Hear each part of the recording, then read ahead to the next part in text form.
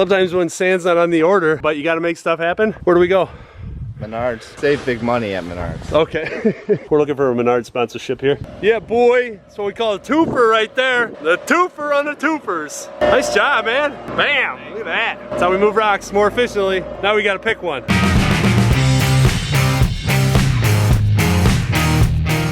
All right, so we are making great progress as always, because that's what we do, make good progress. Plus we haven't had any real snafus this morning, so that's awesome. You can see behind me, we've got the entire area that was all English ivy cleared out of there. We got like a bunch of those outcropping chunks that are where the machine is currently sitting. That's where those outcropping chunks used to be. We took those out, gave ourselves a nice clean slate. We've got a portion of our patio torn out here, which were these brick pavers. We are gonna have a pooling area right in here. Where Micho is standing is kind of where that waterfall is gonna start. Be about that high, dump it into an upper pool, and then it'll make a hard right turn, squirt down through there, and then right about here is where we're gonna have that bridge element leading to steps that kind of meander all the way down. And then the reservoir, I don't know if you guys can see that, but is this rectangular portion here. We are going to have an urn right where I'm standing, right about here, and it's right in line with these windows. I don't know if you can see this, but we've got Brian in there. And then he's talking to the homeowner. So they're kind of going over potentially some more work to do while we're out here, which is always nice to be able to do that additional work while we're already here. It just makes things more efficient. It's more cost effective for the homeowner to do that, but I think that's what they're talking about right now, is expanding the scope of work for the project that we're doing. So right now, the current focus of our efforts is going to be digging the reservoir, getting the fabric in, reservoir done. All that dirt from the excavation will end up coming to here where these guys are at and setting basically the berm for our waterfall.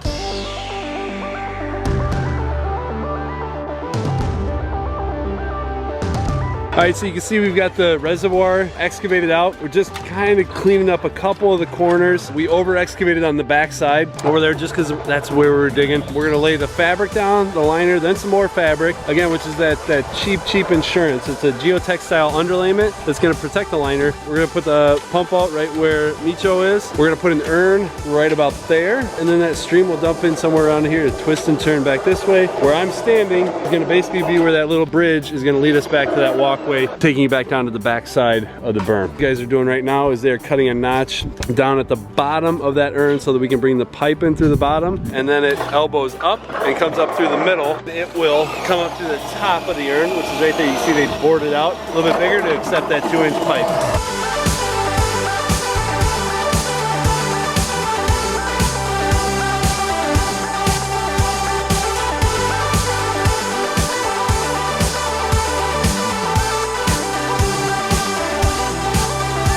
All right, we are placing rocks right now. We are really trying to focus on the shape of the reservoir by putting some of these key boulders in place, so it really kind of sets the tone for all the finished work in between the rocks. You know, we're gonna come in with cobbles and that kind of stuff to fill in some of the gaps in between, vary up the edge treatments and that kind of stuff. It's really important when you're setting some of these big boulders to not only look at the inside of the rock, which would be right here, but also what possibly the back side of the rock is going to look like, where that dirt comes up to the back side of the rock. Well, we've got our piece of rigid 2-inch pipe in here. So you see that 2-inch pipe goes all the way down to an elbow, and that's fed by a piece of 2-inch flex. That's that black pipe down at the bottom, and that's coming off of our pump. So now what we're going to do is we're going to put the top on. This 2-inch pipe is going to fit really nicely and flush with the top of the inside of the opening.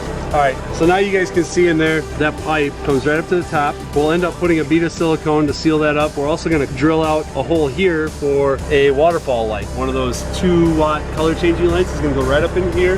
We'll get a couple down in the reservoir shining back up on this thing. It's gonna look dynamite at night, but that's just the way that we do it. We found it to be the easiest. We used to put bulkhead fittings up there and try and tie everything together. It just was really hard when we were getting the pieces on and off. So now we just throw a piece of rigid pipe and silicone it. Day 2 of this project. We got a handful of rocks in there like you guys saw. This is where we are going to focus a majority of our attention on, is going to be rocking in this reservoir, getting that done. This dirt will end up backfilling against the back sides of these rocks here. Remember, that bridge is going to lead us out this way to some steppers and then a staircase going back down that way. So that's kind of where we're at. We've got a downspout right here. See it coming off the house that we are going to dump into the reservoir. We'll probably discharge it somewhere around that rock into the liner. We've got that to take care of. We're gonna build our little waterfall coming in right there and then continue our stream running back this way. What we have here is a bunch of crushed base material, and it looks like 3/4 angular rock mixed in with some fines. And that's, as a lot of you guys know out there, that's what they use for base material for patios, whether they're brick or even concrete. This is our upper pool. This is where the waterfall that's gonna start everything off is gonna dump down into here. I don't wanna go much deeper than we are right now. You can see we're a good, give or take 8 inches from the top of the concrete pool deck, which is more than enough depth for some standing water, a few inches, along with about 1.5 inches of gravel along the bottom of the liner for this area. The reason I point this out is because even though we're gonna put fabric underneath the liner and on top of the liner, underneath the rocks that we're gonna be putting inside the liner, I want to avoid any of that angular rock kind of sticking up and putting these little pressure points underneath the liner. Even though it's covered by a layer of fabric on top and below the liner, I still get a little nervous when we're putting these big 500, 1,000 pound, even a 50-pound rock on top of the liner with that stuff underneath. So what we're gonna do is we're gonna end up doing a bedding layer of sand across the whole bottom of this, about 1 inch thick,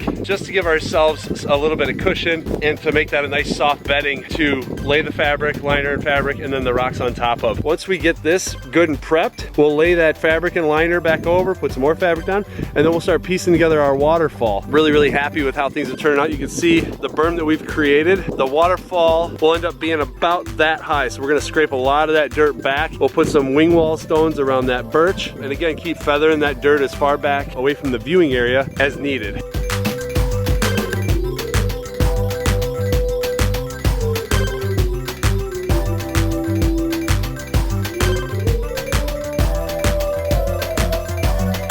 What are you doing? Tell everybody out there what you're up to. Bulkhead fittings. Bulkhead fittings, right? Yeah. We're doing an overflow line Yeah. coming out of here. So in the event that this thing ever fills up, any excess water is gonna go out a 2-inch line, and it'll daylight somewhere down in that back corner. So we've got elevation change on our side. And then you can see he's also got another bulkhead fitting not too far from there. That's gonna be the one right there that's going to push the water out through a 3-inch pipe on the outside of the liner that's gonna go all the way back up there and feed our waterfall. Right here, he's got a T. This is the line going into the pump vault. That's going to be fed by a 9PL, comes into here. Water is going to go that way, and it's going to come back this way. So we're going to put another ball valve there. That's going to be the line that feeds the waterfall, and that will connect to that bulkhead fitting right there. And then this one, as you can see, goes here. Oh, stacks later, and then comes up through there, right? So we are using the 9PL to feed both the waterfall and the urn.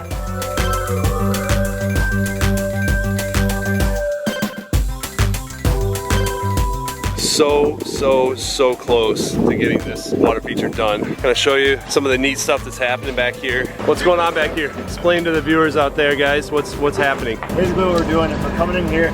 There's obviously a huge elevation change that we have. Huge? Like how huge? Like huge. So to make it functional, basically what we have to do is we have to bring these huge flat pieces of stone to act as basically steps. So we're getting our bottom step set now, and once that's set, we can kind of base the rest of the steps off of that. So in case you guys didn't catch any of that from Nick, we're gonna have a walkway that's leading from that bridge element that we put in, coming back around this way. But then like Nick was saying, there's a huge elevation change right there of, about 17 inches or so. So what we're doing is we're setting the bottom step, which is the most important one to get that elevation right, because that's really gonna dictate to us every step after that. And when we're doing steps, guys, we like to change the direction. We don't want this thing to look like a staircase where it's just boom, boom, boom. We want to twist and turn these things and make it look very organic and artistic. So that's probably the most challenging part of doing steps, is I guess misdirecting them or redirecting the flow of traffic coming through there and really trying to fit them together artistically instead of just kind of that cookie cutter staircase look.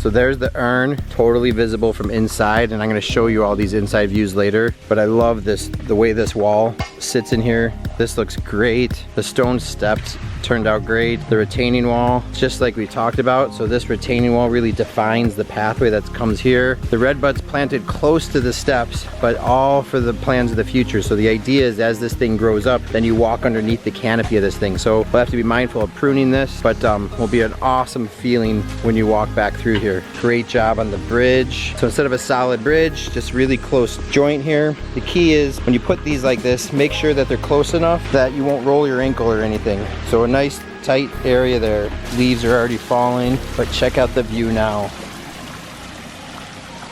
Love this waterfall. Look at how cool it is up on that rock. You want to talk about an awesome bird bathing rock? Look at this. So this is why we love working with this stone, and it takes an eye to pay attention to this kind of stuff. If you've got a rock like this, it naturally has this high spot here, which caused the water to split going that way and this way. It also kind of leaned up in here, but see this natural little depression right in here? Because the rock was higher here, because there's a little pool area there, Chris and the team set it so birds could actually come in and kind of bathe or get a drink from that space. Super, super cool. Hiding that spillway, I don't think they could have done a better job with that big boulder, but love the way this turned out. We still got some more plants to come in. We got a bunch of stuff that's got to go in here, some lower stuff in here, a little bit more stuff back in there, and then we got to fill in that area. But we'll make that decision and see if they want to do that this year or wait till next year. Let's finish phase 3 and we'll get a recap of this whole project.